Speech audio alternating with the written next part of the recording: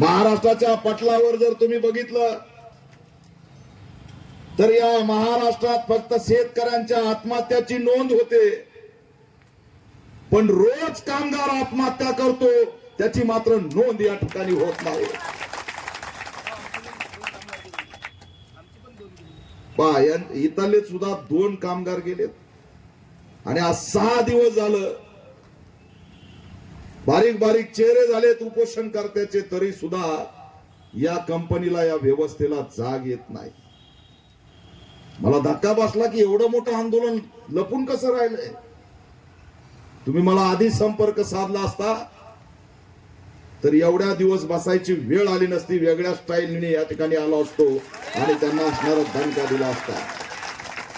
पण आता ही वेळ गेलेली नाही. तो कोण रेमंडचा मालक आहे त्याला सांगा, जर रेमंड आम्ही बनवू शकतो तर ते संपू सुद्धा शकतो, एवढी ताकद कामगारांमध्ये लक्षात ठेवा.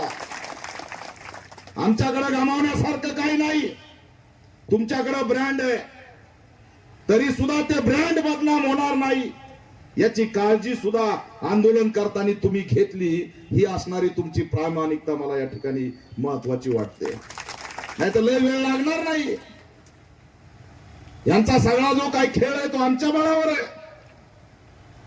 यांचा खेळ काय, गुंडाळायला वेळ लागणार नाही. तुम्ही जर कामगाराला संपवायला निघाले असाल, तर यवतमाळच्या कामगारांना जर त्रास देत असाल, तर महाराष्ट्रामध्ये तुमचे काचाचे शोरूम आहेत हे विसरून चालणार नाही, एवढं सुद्धा या माध्यमातून जाहीर करतोय.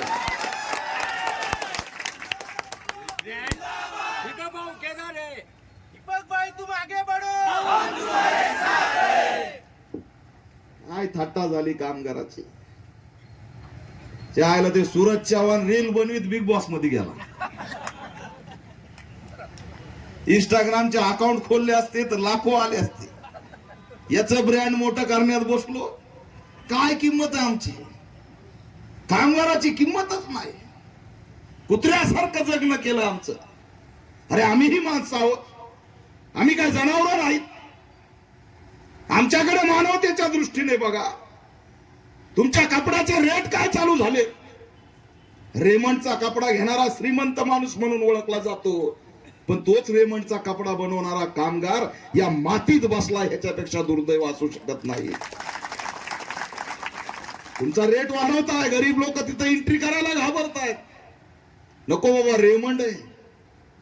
आणि रेमंड काय वागणूक देते.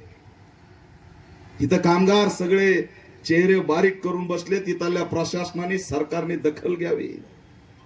या कामगारांचा मुद्दा यांच्या अधिवेशनात नाही, आणि म्हणून आजपासून अधिवेशन सुरू झालेलं आहे.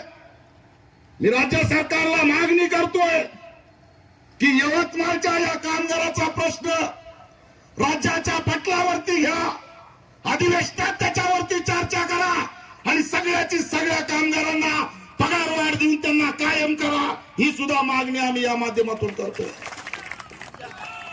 महाराष्ट्रात चाललंय माझ्या माध्यमातून, आणि म्हणून या सरकारला इशारा देतोय की तुम्हाला या कामगारांना न्याय द्यावा लागेल. आज हे मैदानात बसलेत, रस्त्यावर आले लेकरं बाळाला घेऊन, तर त्यांना आवरणं मुश्किल होईल, हे सुद्धा मी या माध्यमातून सांगतोय. तुम्ही असं समजू नका की काहीच होणार नाही. मांजर बी कोंडलं आणि त्याला कुठूनच रस्ता नाही दिसला तर त्याला काय धरावं लागतंय, काय धरावं लागतंय. गच्ची तुमच्या इकडे म्हणतात, आमच्याकडे नरड म्हणतात. गच्चीच धरावं लागते. बर ते मांजर आहे, पण इथं पॅन्थर आहे ना. इथं तर फक्त पंजाच बाद झाला. कामगारांच्या जर अस्तित्व मिटवण्याचा कुणी प्रयत्न केला, या भांडवलदारांना माझा इशारा आहे. होय, सरकार तुमच्या बाजूने असेल, इथले पंतप्रधान तुमच्या बाजूने असेल, तुमच्या फायद्याचे कायदे बनवले जात असतील, पण जर आमच्या कामगारांचं अस्तित्व उद्ध्वस्त करायला निघालात तर लक्षात ठेवा, ही सगळी व्यवस्था गुंडाळायला आम्हाला वेळ लागणार नाही, हे सुद्धा या माध्यमातून जाहीर करतोय. अवघड आहे, भयानक परिस्थिती महाराष्ट्रामध्ये. अनेक ठिकाणी आंदोलन चालू आहे. कामगार एकदम देशोधडीला पाठवलेला आहे. त्याच्या कुटुंबाचं यांना काही देणं घेणं नाही. आज महागाई किती झाली, शिक्षण किती महाग झालंय, आमच्या शाळा तुम्ही बंद केल्या, लेकरांनी जगायचं कसं, शिकायचं कसं, किती पगार भेटतोय त्यांना? 20,000 काय होतंय राव? 30 वर्ष झालं 20,000. 30 वर्ष, बापरे.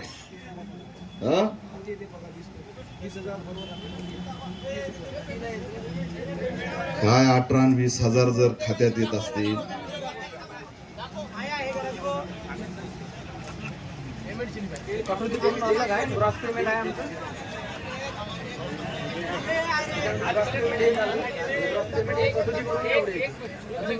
$18,222. 30 वर्ष काम आणि 18,000 पगार. कलेक्टर आम्हाला एवढा खवळला सर. आज काय नाव आहे त्या कलेक्टरचं? तुम्ही कोणाकडे जा म्हणे, कोणी आलं तर काहीच नाही होईल म्हणे, अशा टाईप बोलला तो. अरे पण तू कलेक्टर आहे ना, तू काय मालक आहे काय म्हणा? अरे कलेक्टरने कशाला बोलावं बाबा? ते मालक आमचं भांडण आहे. तुला मध्यस्थी बोलवलं तेवढं काम करा. कामगाराला धमकी देण्याचं काम जिल्हाधिकाऱ्यांनी करू नये.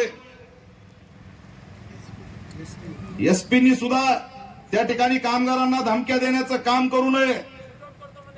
शूटआउट यात लोखंडवाला काय कमाल आहे बाबा.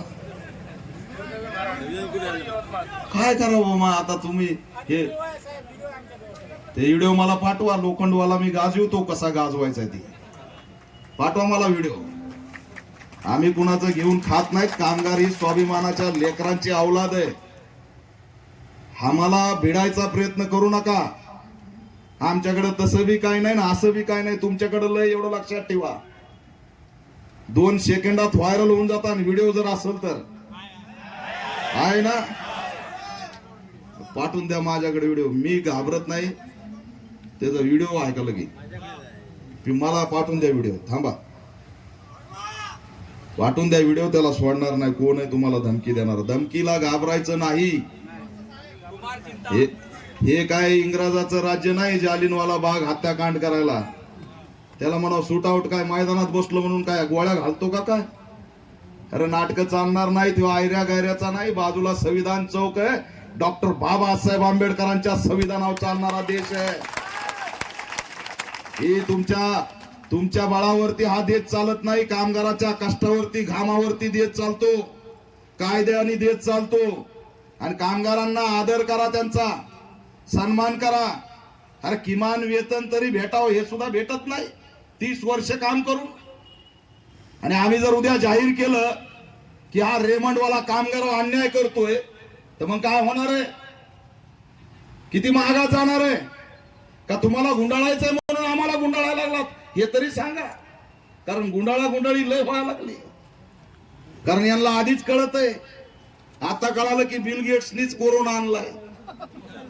काय सांगावं बाबा, पुन्हा कोरोना येतो का, लॉकडाऊन होतोय का?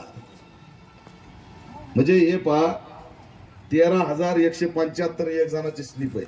त्याच्यातली बँकेची किस्त आहे. म्हणजे याच्यात सुद्धा बँकेचा हप्ता, घर भाडं आलं. आणि ही जर पेमेंट स्लिप घेऊन गेलं तर ती इलेक्ट्रिक वरली सुद्धा मोटरसायकल आम्हाला कोणी लोन नाही देणार नाही. त्याच्या सिबिल खराब. किती जणांचं खराब झालंय? अरे बाबू,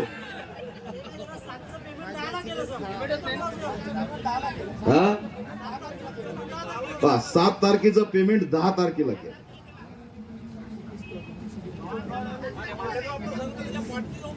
हा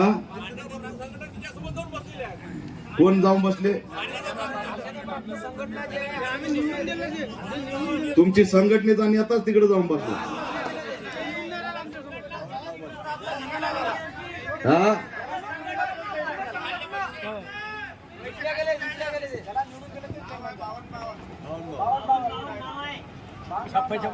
ही कुणाची? बावनकुळेची का?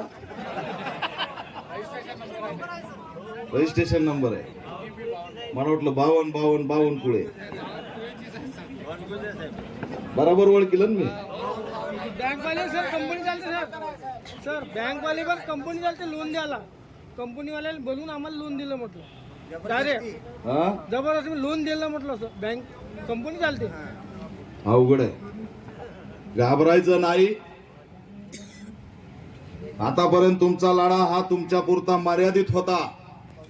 आता हा लढा राज्यव्यापी लढा झालेला. हा दीपक केदार तुमच्या सोबत आहे, मी या ठिकाणी जाहीर करायला आलो. राज्यभर निवेदन द्यायला लावणार. राज्यभर रेमंड कंपनीने जो कामगारांचा छळ चालवलाय त्याचा आवाज बुलंद करणार. आणि त्यानंतरही न्याय देण्याची भूमिका घेतली नाही तर एक टाइम आणि तारीख सांगा.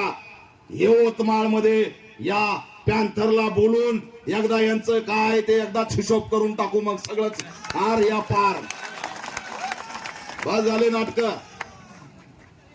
कुणाला घाबरायचं नाही, कुणाला भीक घालायची नाही, तुमच्या कॉलरला हात लावायची कुणाची हिंमत नाही. सत्ता नसेल तुमच्याकडे, तुमच्याकडून आमदार नसेल, तुमच्याकडून खासदार नसेल, तुमच्याकडून पालकमंत्री नसेल, तुमच्याकडून देशाचा पंतप्रधान नसेल, पण तुमच्याकडून डॉक्टर बाबासाहेब आंबेडकरांचं संविधान आहे, एवढं लक्षात ठेवा. आज आश्चर्य वाटतंय, आमदार येऊन गेला का नाही? तर गेले ना. पालकमंत्री कोण आहे?